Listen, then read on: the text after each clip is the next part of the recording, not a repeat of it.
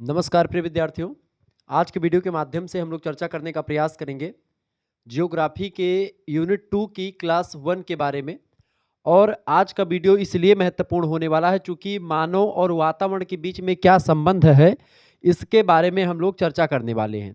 बहुत ही बारीकी के साथ आपको मनुष्य और वातावरण के बीच में जो रिलेशनशिप होता है, संबंध होता है, किस तरीके से वातावरण का समायोजन करना होता है मनुष्य को, ये सारी बातों को हम बहुत ही गहराई के साथ आपको समझाने का प्रयास करेंगे।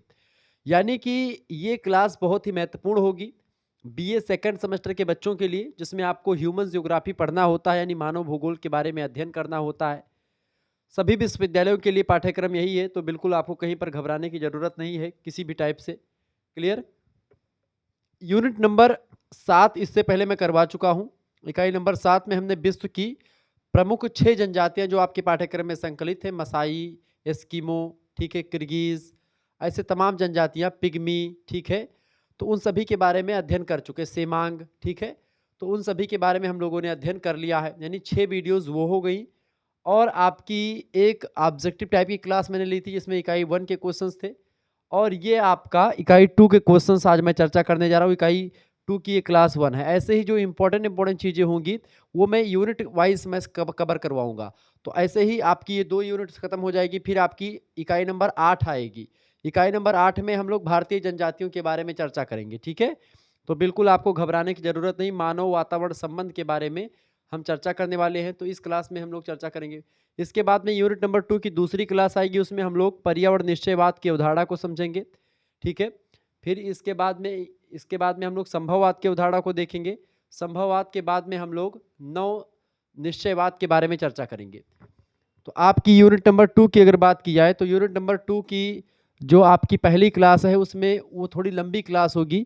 इसमें हम लोग मानव वातावरण के बीच में संबंध के बारे में चर्चा करेंगे, और साथ ही साथ में वातावरण के साथ कैसा समायोजन जो होता है उसके बारे में हम लोग चर्चा करने का प्रयास करेंगे। यानी कि what do you understand by man environmental relationship, clarify environment and environmental adjustment, ठीक है।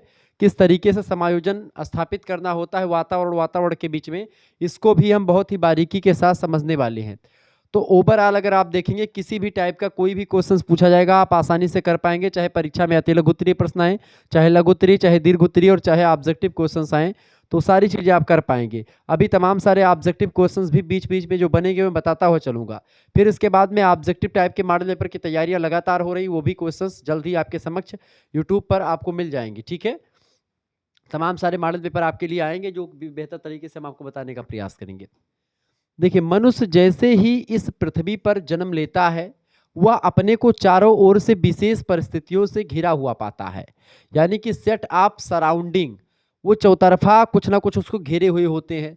प्रभावकारी दशाओं का वह योग जो हमको चारों तरफ से घेरे हुए होता है और हमको प्रभावित करता है और हमसे प्रभावित भी होता है, उसी को हम पर्यावरण कहते हैं। परि माने होता है परितः, आवरण माने होता है ढकना, यानी जो हमको चौतरफा ढके हुए हैं।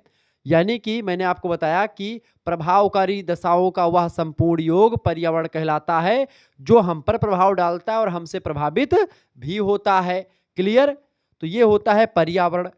अब पर्यावरण और मनुष्य के बीच में क्या संबंध होगा आप खुद ही सोचो। जब मनुष्य पैदा होता है तो वो वातावरण में ही जन्म लेता है। चौतरफा उसके वायु जो है या वातावरण के तमाम प्रकार के तत्व जो होते, चाहे तापमान की बात करें, जल की बात करें, वायु की बात करें, या वातावरण के समस्त भौतिक और अभौतिक तत्वों की बात करें, सब कुछ विद्यमान रहता है, सारी चीजें रहती है। तो मनुष्य के जन्म से लेकर के और मनुष्य के मृत्यु तक वातावरण से समायोजन मनुष्य का रहता है।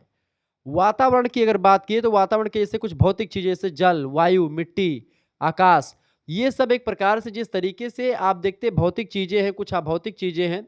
जो चीजें दिखती हैं वो भौतिक है, जिसको आप छू सकते हैं भौतिक है। जो चीजें आपको नहीं दिखती हैं, आप जिसको नहीं छू सकते, वो अभौतिक है। ऐसे ही पर्यावरण के जैविक घटक होते हैं और अजैविक घटक भी होते हैं।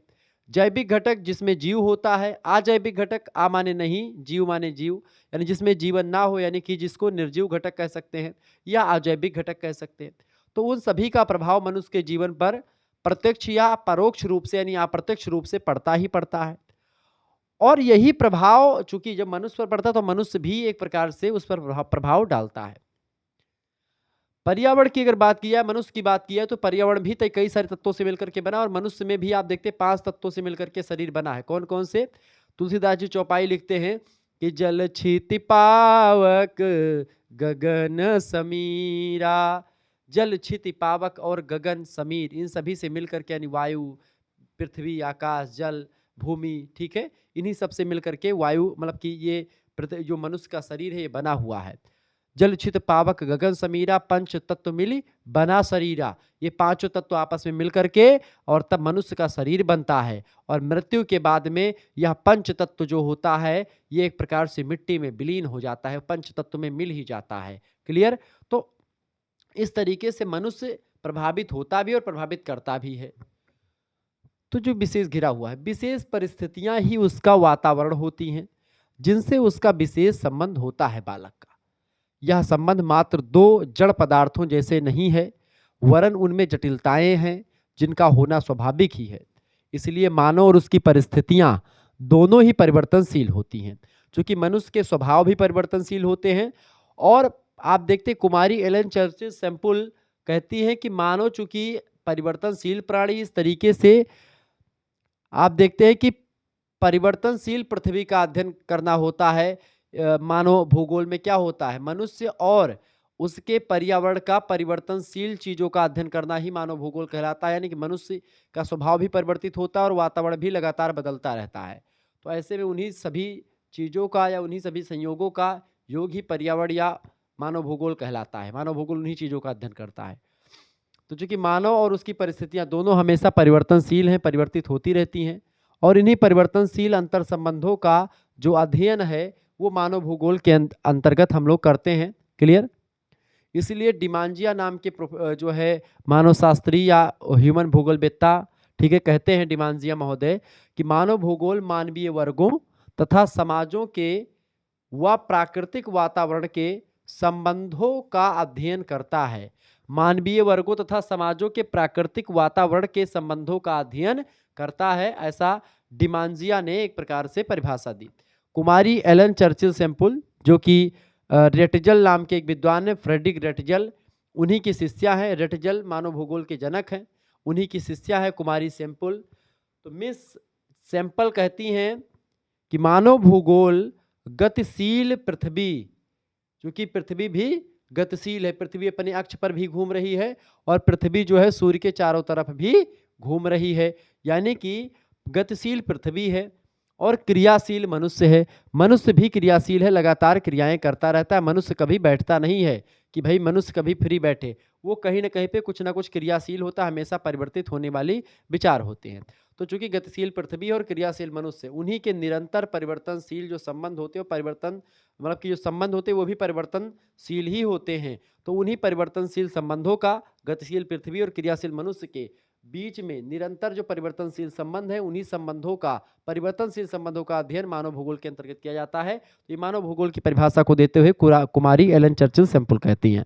ठीक है, इसके बाद में थोड़ा सा और आगे बढ़ते हैं। आप समझते हैं वातावरण क्या है। देखिए, जब बात करते हैं वातावरण की तो समझने का प्रयास करें वातावरण है क्या। What is environment? इन्वायरमेंट क्या है, प्रश्न उठता है। इस संबंध में जर्मन वैज्ञानिक है फेटिंग नाम के, उन्होंने वातावरण की परिभाषा देते हुए कहा कि वातावरण जो होता है प्राणी के पारिस्थितिक कारकों का योग होता है। क्या होता है? वातावरण प्राणी के, किसी भी जीव के पारिस्थितिक कारकों का योग होता है। बिल्कुल सही बात बताई। अर्थात जीव की परिस्थिति के समस्त तत्व मिल करके जो जीवन को एक प्रकार से साकार बनाते हैं या जीवन जीने की सिचुएशन उत्पन्न करते हैं, तो जीव की परिस्थिति के समस्त तत्व मिल करके वातावरण का या इन्वायरमेंट का निर्माण करते हैं। वातावरण को अधिक स्पष्टता से समझाते हुए एजी टांसले नाम के एक विद्वान हैं, उन्होंने बड़ी जबरदस्त तरीके से समझाया। एजी टांसले की अगर बात की जाए तो वनस्पति शास्त्री हैं, उनकी एक पुस्तक है प्रैक्टिकल प्लांट इकोलॉजी, बड़ी फेमस पुस्तक है, परीक्षा में ऑब्जेक्टिव में कई बार प्रश्न पूछा गया है। ठीक है, कि प्रैक्टिकल प्लांट इकोलॉजी नाम की पुस्तक किसने लिखी है, तो आप बताएंगे एजी टांसले नाम के मानव शास्त्री ने लिखी है। तो ये कहते हैं वातावरण को समझाते हुए एजी टांसले कि संपूर्ण प्रभावकारी दशाएं जिनमें प्राणी निवास करते हैं उनका उसका मतलब वही वातावरण है, ठीक है, या उन प्राणियों का वातावरण होता है जिसमें प्रभावकारी दशाओं का योग, जिसमें जीवन जीने की सिचुएशन होती है, वही पर्यावरण होता है। उपरोक्त के कारण हम कह सकते हैं, मतलब उपरोक्त के कारण है अमेरिकी भूगोलवेत्ता व्हाइट तथा रेनर मानव भूगोल पारिस्थितिकी में कोई विशेष अंतर नहीं समझते हैं तथा इन दोनों को प्रायः एक ही विषय मानते हैं। इसलिए वो दोनों विद्वानों ने लिखा कि मानव भूगोल मुख्यतया मानव पारिस्थितिकी यानी ह्यूमन इकोलॉजी है, जिसमें पृथ्वी की पृष्ठभूमि में मानव समाजों का अध्ययन किया जाता है। अतः मानव भूगोल में मानव का अध्ययन एक अकेले मानव के रूप में ना होकर के किसी क्षेत्र विशेष के मानव समूह यानी ह्यूमन ग्रुप के रूप में किया जाता है। और वातावरण के अंतर्गत मनुष्य के चारों तरफ के उन सभी समूह को लिया जाता है जिसका जीवन तथा क्रियाकलापों पर प्रभाव पड़ता है। उन्हीं चीज़ों का जिसका मानव के जीवन पर और उसकी क्रियाकलापों पर प्रभाव पड़ता है, उन्हीं चीज़ों को हम वातावरण में शामिल करते हैं, फालतू चीज़ों को नहीं रखते। अच्छा, ये भौगोलिक वातावरण क्या होता है, इसका थोड़ा सा बात हम समझ लेते हैं, इसका क्या क्या अंग है। भौगोलिक वातावरण के अंग हेडिंग डालेंगे पार्ट्स ऑफ जियोग्राफिकल इन्वायरमेंट। चूंकि आपसे प्रश्न पूछा जाता है भौगोलिक वातावरण, ठीक है, तो आप बताएंगे भौगोलिक वातावरण के दो भाग होते हैं। लिखेंगे, चार्ट बनाएंगे भौगोलिक वातावरण। पहला होता है आपका बेटा प्राकृतिक वातावरण, जिसको अभी हम समझेंगे एक एक करके। दूसरा होता है आपका सांस्कृतिक वातावरण, ठीक है, कल्चरल इन्वायरमेंट। और एक होता है आपका नेचुरल इन्वायरमेंट। नेचुरल इन्वायरमेंट में जो प्राकृतिक शक्तियां हैं वो शामिल हैं, जो प्राकृतिक प्रक्रियाएं हैं, प्रोसेस हैं, वो शामिल हैं, और जो प्राकृतिक तत्व हैं वो शामिल हैं, ठीक है। जबकि सांस्कृतिक वातावरण में भी यही चीज़ें, शक्तियां, प्रक्रियाएं और तत्व शामिल हैं जो सांस्कृतिक हैं। तो प्राकृतिक वातावरण और सांस्कृतिक वातावरण, या सांस्कृतिक वातावरण को कृत्रिम वातावरण भी आप कह सकते हैं। या चूंकि संस्कृतियां दो प्रकार की होती है, एक होती भौतिक संस्कृति और एक होती अभौतिक संस्कृति, ठीक है। भौतिक को आप छू सकते हैं, अभौतिक को आप नहीं छू सकते, ना देख सकते हैं। चर्चा करते हैं आगे। तो प्राकृतिक वातावरण सबसे पहले हम समझते हैं क्या है। नेचुरल इन्वायरमेंट, देखिए प्राकृतिक वातावरण के तीन अंग होते हैं, जो मैंने आपको बताया तीन अंग। कौन कौन से? पहला प्राकृतिक वातावरण की शक्तियाँ, फोर्सेस ऑफ नेचुरल इन्वायरमेंट। दूसरा प्राकृतिक वातावरण की जो प्रक्रियाएं, प्रोसेस यानी process of natural environment. And प्राकृतिक वातावरण के तत्व यानी एलिमेंट्स ऑफ नेचुरल इन्वायरमेंट। ऊपर मैंने आपको ये शक्तियाँ, प्रक्रियाएं, तत्व बताया है, ऐसे उसमें भी आपको जो है सांस्कृतिक वातावरण में देखना पड़ेगा। अब प्राकृतिक वातावरण की शक्तियों में क्या क्या चीज़ें आती है इसको समझते हैं, फिर प्रक्रियाएं में क्या आती है, इस चीज़ों को जानेंगे तभी बेहतर तरीके से आप समझ पाएंगे। देखिए प्राकृतिक वातावरण की शक्तियाँ, हेडिंग डालेंगे, लिखेंगे प्राकृतिक वातावरण की अनेक शक्तियों पर द्वारा पृथ्वी पर भिन्न भिन्न परिवर्तन होते रहते हैं। जो प्राकृतिक वातावरण है उसकी जो शक्तियां हैं, उन शक्तियों की वजह से पृथ्वी पर लगातार अलग अलग टाइप के परिवर्तन देखने को मिलते हैं। जैसे कि स्थलाकृति में परिवर्तन देखने को मिलता है, जलवायु में परिवर्तन देखने को मिलता है, वनस्पतियों में परिवर्तन देखने को मिलता है, मिट्टी में, ठीक है। इन सभी जो कि मानव जीवन को प्रभावित करते हैं। स्थलाकृति भी मानव जीवन को प्रभावित करती है, जलवायु भी, वनस्पति भी और मिट्टियाँ भी। क्लियर?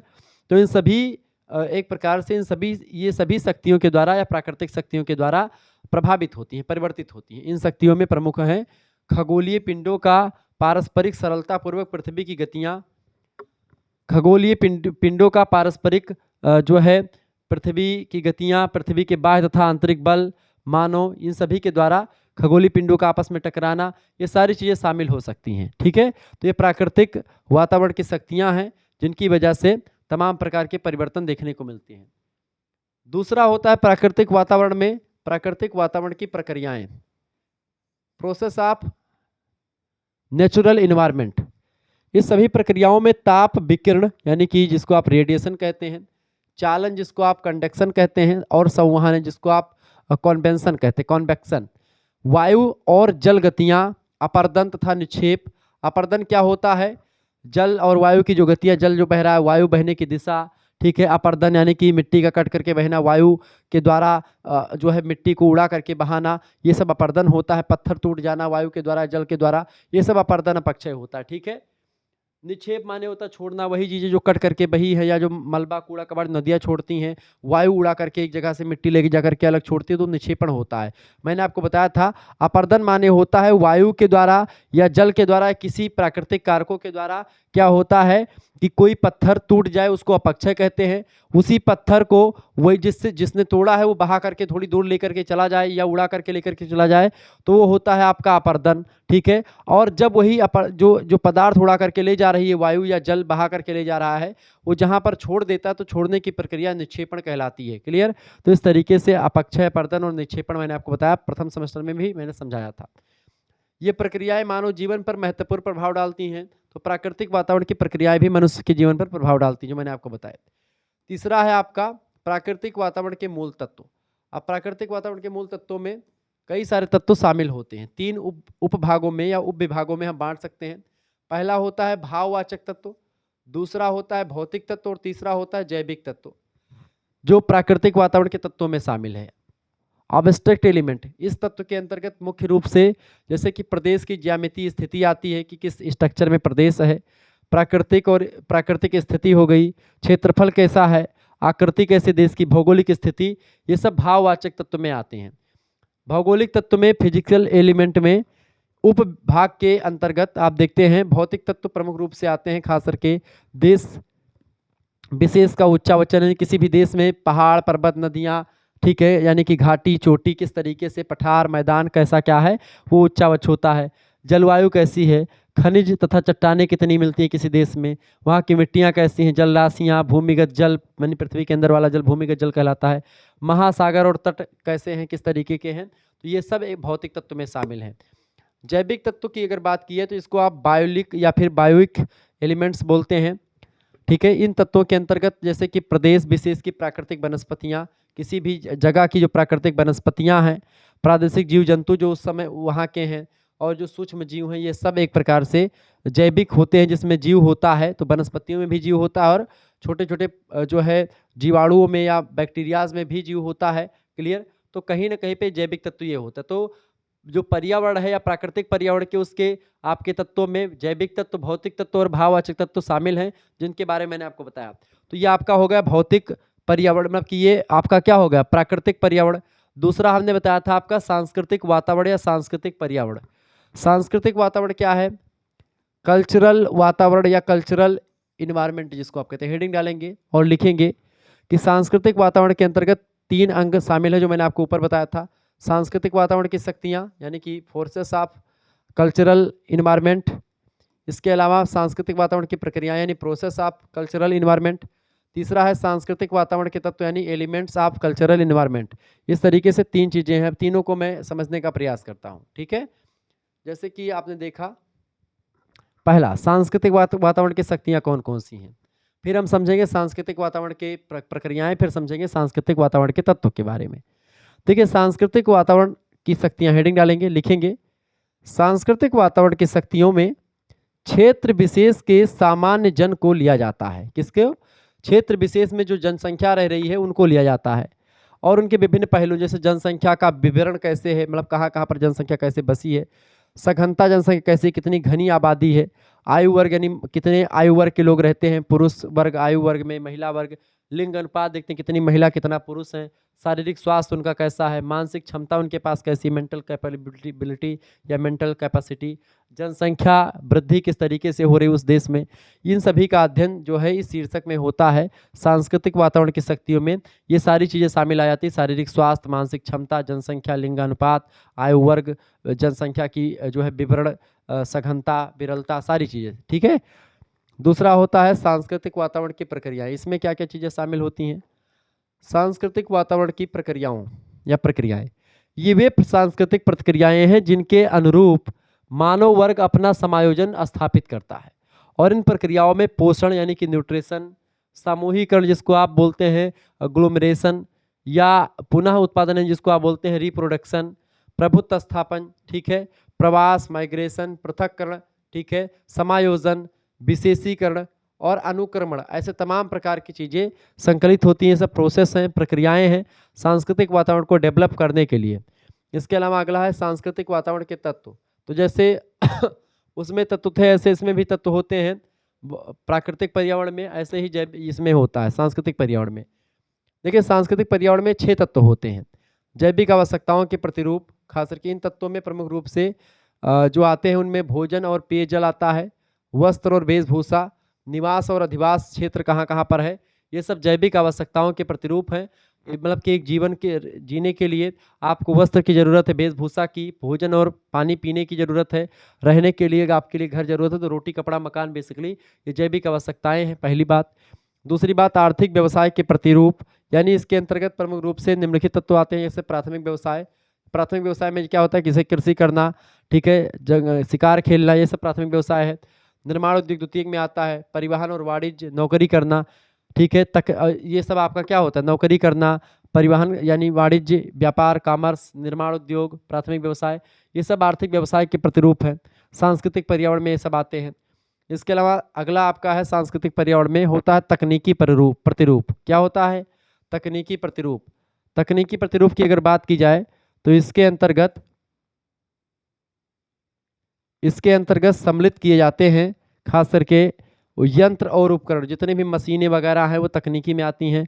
आवागमन के साधन हो गए, या संदेश वाहन के मोबाइल फ़ोन वगैरह जो हो गए, टेलीविज़न हो गया, ये सब एक प्रकार से आपके तकनीकी प्रतिरूप हैं, सांस्कृतिक पर्यावरण के तत्व हैं। इसके अलावा अब आपका अगला चौथा होता है तत्व, वो कौन सा है, वो है सामाजिक संगठन। इसके अंतर्गत सामुदायिक जीवन आपका हो गया। इसके अलावा आपका घर परिवार, विवाह, लोक रीतियाँ, तमाम सारे मेले उत्सव, सामाजिक वर्ग, श्रम विभाजन, ये सब आपके सामाजिक प्रथाएं, नियम कायदे, तमाम प्रकार की चीज़ें, मान्यताएं, ये सब आपके सामाजिक संगठन वाली चीज़ों में आ जाती हैं। इसके अलावा अगला आपका है राजनीतिक संगठन। इसके अंतर्गत मुख्यतः अध्ययन किए जाने वाले विषय में राज्य का क्षेत्र की संपत्ति, सरकार, शक्तियाँ और कानून, अंतर्राष्ट्रीय संबंध, जनमत का प्रवाह या संग्रह, ठीक है, तो ये सब चीज़ें आप देखते हैं राजनीतिक संगठन में आता। तो ये सब सांस्कृतिक पर्यावरण के तत्व हैं। कौन कौन से, राजनीतिक संगठन हो गया, सामाजिक संगठन, तकनीकी प्रतिरूप, औद्योगिक व्यवसाय, जैविक आवश्यकताओं के प्रतिरूप, ये सारी चीज़ जो है आपकी उसमें शामिल है। हम इस प्रकार देखते हैं कि वातावरण का एक विशेष या एक विस्तृत क्षेत्र है। वातावरण के दोनों अंग, खास करके चाहे प्राकृतिक की बात करें चाहे सांस्कृतिक की बात करें, दोनों का क्षेत्र अत्यंत व्यापक है, परस्पर एक दूसरे को प्रभावित भी करते, एक दूसरे के पूरक भी हैं, और सभी मिलकर के मनुष्य पर प्रभाव डालते हैं। चाहे सांस्कृतिक पर्यावरण की बात करें और चाहे हम प्राकृतिक पर्यावरण की बात करें, दोनों मनुष्य के जीवन पर प्रभाव डालते हैं और मनुष्य प्रभावित भी होते हैं। किंतु कहीं मनुष्य अधिक प्रभावशाली हो जाता है तो कहीं वातावरण ज़्यादा प्रभावशाली हो जाता है। मानव वातावरण के इस संबंध को निम्नलिखित दो प्रकार से हम व्यक्त कर सकते हैं। पहला होता है प्रति उत्तर और दूसरा होता है समायोजन, यानी कि जिसको आप बोलते हैं पहला रिस्पॉन्स और दूसरा होता है एडजस्टमेंट करने में। ठीक है, पहला रिस्पॉन्स करने में, दूसरा तालमेल बैठाने में। प्रायः वातावरण के परिवर्तनों के फलस्वरूप मानव शरीर पर पड़ने वाले शीघ्र और स्वतः प्रभाव को प्रत्युत्तर कहा जाता है, जो हमारे ऊपर तत्काल और तुरंत प्रभाव पड़ता है। जैसे गर्मी में पसीना आना हो गया, सर्दी में दांत का बजना हो गया, तेज धूप में आँख का पूरा ना खुलना हो गया, कारखाने व तालाबंदी से श्रमिकों का नौकरी की खोज में भटकना, ये सब क्या है, प्रत्युत्तर होता है। तो ये भी एक समस्या मतलब चीज़ें हैं। और दूसरा चीज़ होता है समायोजन, किसमें, मनुष्य और वातावरण के संबंध को एक प्रकार से प्रत्युत्तर के रूप में आप समझ सकते हैं। और दूसरा समायोजन, समायोजन में क्या होता है, वातावरण के विभिन्न कारक मानव के रहन सहन पर प्रभाव डालते हैं, खान पान आचार विचार इन सभी पर प्रभाव डालते हैं। मनुष्य उनके प्रभावों के अनुसार अनुकूल तथा परिवर्तन की कुछ क्रियाएं करता है, इसे ही समायोजन कहते हैं कि मनुष्य वातावरण के अकॉर्डिंग आगे बढ़ गया, चल गया। अगर पर्यावरण के हिसाब से हम परिवर्तन नहीं होंगे तो पर्यावरण हमारा इलिमिनेशन कर देगी, यानी निरसन कर देगी, हमको नष्ट कर देगी, ये भी तय है। यानी पर्यावरण जिस हिसाब से चल रहा है उसके हिसाब से हमको बदलना होगा। ठीक है, आगे देखें, यहाँ पर एक चीज़ और आपको समझाने देनी बहुत ज़रूरी है कि जिन बच्चों को इसका PDF प्राप्त करना है, ठीक है, चाहे इकाई नंबर 7 का पूरा PDF हो या इसका पूरा PDF हो, इकाई 2 का ऐसे और भी यूनिट की वीडियो आएंगी, वो सब PDF 91 61 93 60 62 पर आपको SMS करना है। ठीक है, इसी पर आपको मिल जाएगा। इस नंबर पर SMS करेंगे अपना नाम, अपने यूनिवर्सिटी का नाम और अपने सब्जेक्ट के नेम लिख करके आप भेज दीजिएगा। आपके लिए व्यवस्था कर दी गई है। आपको क्या मिलेगा, आपके पास एक स्कैनर भेजा जाएगा, उसी स्कैनर पर मात्र 100 रुपीज़ आपको पेमेंट कर देने होंगे। उसके बाद में आपको ग्रुप से जोड़ दिया जाएगा और वहाँ पर आपको क्या मिलेगा, लाइव क्लास जब भी होगी तो उसकी लिंक मिलेगी, वीडियो लेक्चर्स मिलेंगे। ठीक है, और सबसे इम्पोर्टेंट बात क्या है कि इस कोर्स की कि इसमें क्रैश कोर्स में पीडीएफ नोट्स मिलेंगे, वो भी आपके एमसीक्यूज टाइप के मॉडल पेपर के भी पीडीएफ नोट्स मिलेंगे, ठीक है, और लिखित टाइप के भी आपके पीडीएफ नोट्स मिलेंगे। तो आपकी बार और भी बेहतर तरीके से सब चीज़ें आपको मिलेंगी। एग्ज़ाम में जो क्वेश्चन पूछे गए हैं उसके अकॉर्डिंग मॉडल पेपर सेट किए जाएंगे, मैराथन क्लास आएगी, महासंग्राम वीडियो आएगी, उन सभी के माध्यम से आपकी बहुत ही बेहतर तैयारी होने वाली है, ठीक है। महासंग्राम वीडियो आएगी जिसमें आपको बहुत ही आसानी से मैं सभी यूनिट से बनने वाले इंपॉर्टेंट क्वेश्चंस को बताऊंगा, चाहे वो लिखित टाइप का पेपर हो, चाहे ऑब्जेक्टिव हो, किसी भी यूनिवर्सिटी के किसी भी कॉलेज में पढ़ रहे हैं, सभी में आपको सेकंड सेमेस्टर में मानव भूगोल ही पढ़ना पड़ता है, इसमें कोई दो राय नहीं है। तो आप इसको आसानी से समझ पाएंगे। क्लियर? चले, वातावरण समायोजन का स्पष्टीकरण थोड़ा सा हम देख लेते हैं। हेडिंग डालेंगे वातावरण समायोजन का स्पष्टीकरण।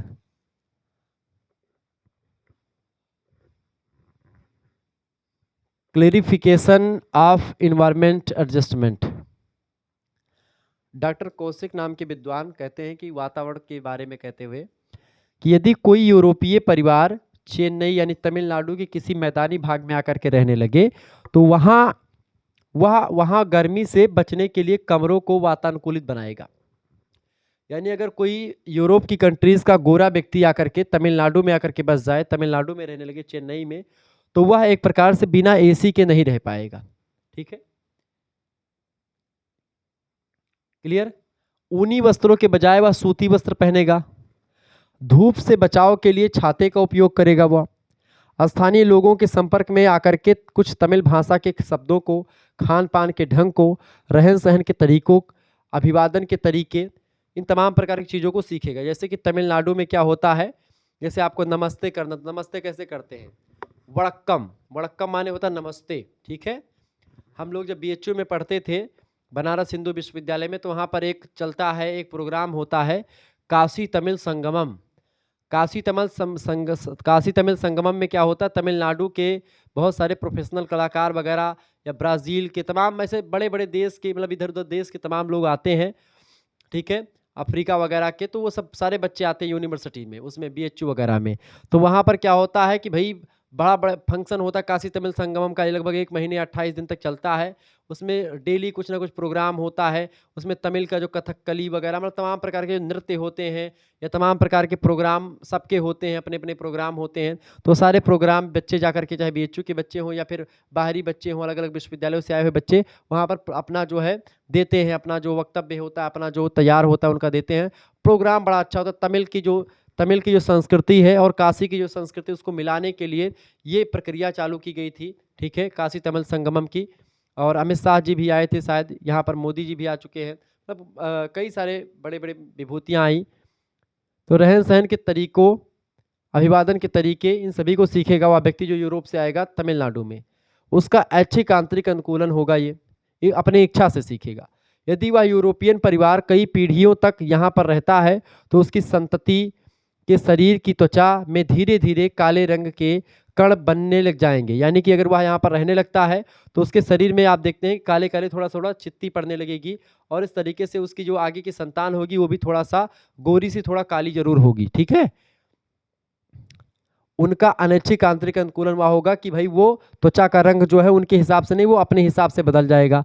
तो अनैच्छिक आंतरिक अनुकूलन हो जाएगा। एक तो उसने अपनी इच्छा से आंतरिक अनुकूलन करेगा कि खान पान रहन सहन के ढंग वगैरह अपना सीखेगा खुद जानबूझ करके, लेकिन जो उसका शरीर का चीज़ें होगा वो एक प्रकार से अपने हिसाब से बदलेगा, इस मतलब कि वो अपने आप बदलेगा। इस प्रकार यदि वे अपने रहन सहन या वेशभूषा में कोई परिवर्तन लाते हैं, यथा कभी कभी कुर्ता पजामा पहनना हुआ, ये सब उनका बाह्य अनुकूलन होगा। जलवायु की कठोरता से बचने के लिए उनके द्वारा रेफ्रिजरेटर, छाता इत्यादि का उपयोग करना एक प्रकार से इसी को यही परिवर्तन होता है, मॉडिफिकेशन इसको बोलते हैं। तो इस तरीके से हमको वातावरण के हिसाब से समायोजन करना पड़ता है। अलग अलग जगहों पर जाएंगे, ऐसे अभी मैदानी भागों का व्यक्ति कोई पहाड़ी भागों में चला जाए, जैसे आप कश्मीर में चले जाएं तो इस समय भी थोड़ा बहुत ठंडी वहाँ पर आपको मिलेगी। ठीक है, वहाँ पर मज़ा आएगा, अच्छे तरीके से आप घूमेंगे, उत्तराखंड वगैरह की वादियों में चले जाएं। तो मनुष्य पर पर्यावरण के प्रभाव के विषय में समाजशास्त्री मैकाइबर और पेज लिखते हैं कि पर्यावरण जिंदगी के हर क्षेत्र में समाया हुआ है। वह मनुष्य की शक्तियों को संचालित करने का, मनुष्य की शक्तियों को बदलने को प्रोत्साहित करने का, प्रोत्साहित करने का तथा निरुत्साहित करने का कार्य करता है वातावरण। और यह उसकी वाणी की नम्रता है, उसके ढांचे को सूक्ष्म रूप में बदलता है। और इतना ही नहीं, वरन यह उसमें निवास करता है और उसके मस्तिष्क तथा मांसपेशियों में अति होता है, उसके खून में काम करता है, उसके जीवन से अलग नहीं किया जा सकता। अतः इसी प्रकार पर्यावरण का मनुष्य के मकान, भोजन, वस्त्र आदि से लेकर के उसकी भाषा, सभ्यता, सांस्कृतिक, शारीरिक, मानसिक, ये तमाम प्रकार की जो क्षमताएं हैं, इन क्षमताओं पर भी वातावरण का गहरा प्रभाव पड़ता है। तो इस तरीके से दोनों, चाहे पर्यावरण की बात करें चाहे मनुष्य की बात करें, दोनों को एक दूसरे से समझ करके या तालमेल बैठा करके आगे बढ़ना पड़ता है। क्लियर? वातावरण समायोजन क्या है? देखिए, वातावरण समायोजन यानी कि इन्वायरमेंटल एडजस्टमेंट, इसे किस मतलब क्या कहते हैं, कितने भागों में बांटते हैं, इसका थोड़ा सा हम चीज़ों को समझ लेते हैं। ठीक है, देखिए वातावरण समायोजन, हेडिंग डालेंगे वातावरण समायोजन दो प्रकार से। एक होता है अनुकूलन यानी एडजस्टमेंट, यानी इस अनुकूलन मतलब होता है एडप्टेशन, एडप्लेशन, और दूसरा होता है परिवर्तन, मॉडिफिकेशन। या तो आप अनुकूलन करेंगे या फिर परिवर्तन करेंगे, या तो आप जैसा पर्यावरण बदल रहा है उसी अकॉर्डिंग अपने आप को बदल देंगे, या फिर आप कुछ दूसरे टाइप का बदलेंगे। ठीक है, अब अनुकूलन में एक आंतरिक ऐच्छिक होगा और एक होता है बाह्य अनैच्छिक। आंतरिक होगा अपनी इच्छा से होगा, बाह्य होगा अनैच्छिक आपकी इच्छा से नहीं होगा। परिवर्तन प्राकृतिक वातावरण होता है और सांस्कृतिक वातावरण में परिवर्तन आप देखते हैं होता है। लेकिन मनुष्य एक ऐसा सामाजिक प्राणी है जो केवल पर्यावरण से प्रभावित ही नहीं होता बल्कि स्वयं भी पर्यावरण को प्रभावित करता है। विज्ञान के लगातार आप देख रहे हैं नए नए प्रयोग हो रहे हैं, नए नए आविष्कार हो रहे हैं, जैसे कि मनुष्य प्रकृति पर विजय प्राप्त करता जा रहा है। भौगोलिक पर्यावरण का नियंत्रण करने लगा है मनुष्य। मनुष्य आज चंद्रमा तक पहुंच गया है, परंतु मानव प्रकृति की संतान है, प्रकृति से ऊपर कभी नहीं हो सकती। बाप बाप होता है और बेटा बेटा ही होता है। जैसे ही पाकिस्तान बहुत ज़्यादा उछल रहा था, उसको इंडिया ने बाहर कर दिया, पूरा टूर्नामेंट बाहर हो गया। क्या नाम है उसका, आईसीसी का टूर्नामेंट था भी, जिसको जीता है कल शायद या परसों की बात है, कब की बात है, कल ही की बात है। ठीक है, 9 तारीख को मैच था, न्यूजीलैंड को हरा करके भारत ने जो चैंपियन ट्रॉफी होती है उसका फाइनल जीता है। तो कहीं ना कहीं पे, और उसमें पाकिस्तान होस्ट कर रहा था, पाकिस्तान में भी नहीं होने दिया। दबंगई तो चलती है भाई आईसीसी वालों, मतलब कि ये तो है कि भाई दबदबा तो है ही है बीसीसीआई का, पैसा बहुत है, दुनिया की सबसे ज़्यादा धनी लीग है। तो और चूंकि पाकिस्तान में जाकर के खेलना था ही नहीं, पहले से डिसाइड था कि भाई जाना नहीं है। अब झूठे वो लोग रो रहे हैं पाकिस्तान वाले कि हमारे यहाँ नहीं करवाए, ये हुआ, दुनिया भर का ये किए वो किए, लेकिन भारत ने इतना ज़बरदस्त खेला है और मेरे हिसाब से बहुत ज़बरदस्त खेला। तो कहीं ना कहीं पे मनुष्य जो होता है उसकी अगर बात की जाए तो पर्यावरण की संतान है वो। तो इसी वजह से पर्यावरण जो है बप्पा है और हम लोग उसकी संतान है, हमको उसके अकॉर्डिंग चलना पड़ेगा। बप्पा से कोई जबान नहीं लड़ाता अपने, तो ऐसे ही पर्यावरण से हमको ज़्यादा जबान नहीं लड़ाना है, नहीं तो पर्यावरण हमको ऐसी पटकनी देगा कि हम दोबारा उठ नहीं पाएंगे, रीढ़े खड्डी टूटे सीधा। ठीक है, तो वह कितना भी शक्तिशाली मनुष्य बन जाए, लेकिन प्रकृति के सारे रहस्यों को समझ करके उन पर अधिकार करना मनुष्य की समझ से बाहर रहेगा हमेशा। वस्तुतः मानव और वातावरण के मध्य क्रिया प्रतिक्रिया चलती रहती है। ठीक है, कभी वातावरण मानव पर हावी हो जाने का प्रयास करता है या प्रयास करता है, तो कभी मानव वातावरण पर हावी होने का प्रयास करता है। ये दोनों का जो होड़ है लगातार चलती जा रही है। इस तरह दोनों के बीच एक कार्यात्मक संबंध है, एक फंक्शनल रिलेशनशिप है। ठीक है, ये जानबूझ करके नहीं, बस अपने आप को आगे बढ़ाने के लिए, अपने सुख सुविधाओं के लिए मनुष्य लगातार तमाम प्रकार की जगहों पर जा रहा है। आज मनुष्य ने बहुत कुछ हासिल किया है, ये भी इस बात से हम मुकर नहीं सकते और ये बात को हमको मानना पड़ेगा। डॉक्टर मेहरोत्रा और सक्सेना मनुष्य की चर्चा करते हुए लिखते हैं कि भौतिक वातावरण मनुष्य पर अपना प्रत्यक्ष या अप्रत्यक्ष प्रभाव डालता है। ठीक है, भौतिक वातावरण क्या करता है, मनुष्य पर अपना प्रत्यक्ष या अप्रत्यक्ष प्रभाव डालता है। यद्यपि मानव इस प्राकृतिक वातावरण के प्रभावों की पूर्ण अवहेलना नहीं कर सकता, इसलिए कि वह उसी से घिरा हुआ है। प्रकृति से आप कभी बच करके या प्राकृतिक वातावरण से कहाँ बच के जाएंगे, क्योंकि उसी चौतरफा घेरे है आपको, कहाँ भागेंगे। लेकिन फिर भी अपनी क्रियाओं के द्वारा वातावरण को प्रभावित मनुष्य करता ही रहता है। मनुष्य पर्यावरण में संशोधन करता है, वातावरण में परिवर्तन करता रहता है। मनुष्य तथा प्राकृतिक वातावरण के पारस्परिक संबंधों के द्वारा ही सांस्कृतिक वातावरण का जन्म होता है। सांस्कृतिक वातावरण जैसे कि आज तमाम प्रकार की संस्कृतियां हैं, टीवी, कूलर, पंखा, एसी, किताब, कापी, मोबाइल फोन, चलने वलने के साधन, ये सब आपके सांस्कृतिक वातावरण है। प्राकृतिक वातावरण में जैसे आपकी जलवायु, मिट्टी, ठीक है, ये सब आपकी चीज़ें, आपके तापमान वगैरह, ये सब आपकी प्राकृतिक चीज़ें हैं, वनस्पतियाँ, जीव जंतु तमाम प्रकार के, ये सब आपके प्राकृतिक वातावरण है। ठीक है। आश्चर्य की बात यह है कि सांस्कृतिक वातावरण को मानव समाज ने सहयोग तथा सहकारिता से बनाया है। आज मनुष्य के लिए वातावरण उतना ही आवश्यक हो गया है जितना कि वह उसकी अवहेलना करता है, बिना अपना अहित किए नहीं कर सकता।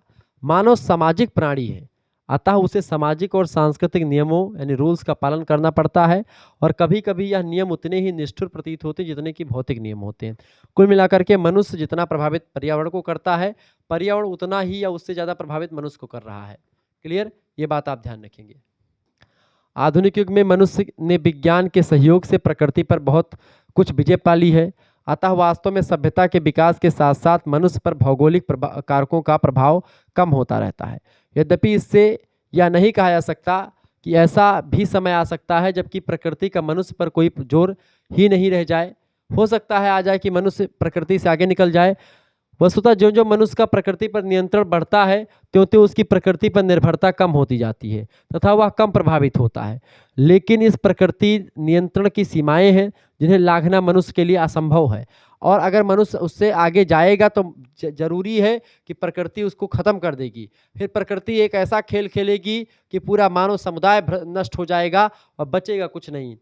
ब्लास नाम के एक विद्वान है, विडाल डिला ब्लास, उन्होंने कहा कि स्थानीय पर्यावरण से कभी भी उतनी पूर्ण मुक्ति नहीं हुई है जितना हमारा नागरिक पक्षपात हमें विश्वास दिलाता है कि हम पर्यावरण से बहुत कुछ आगे निकल गए, लेकिन हम अभी बहुत पीछे हैं।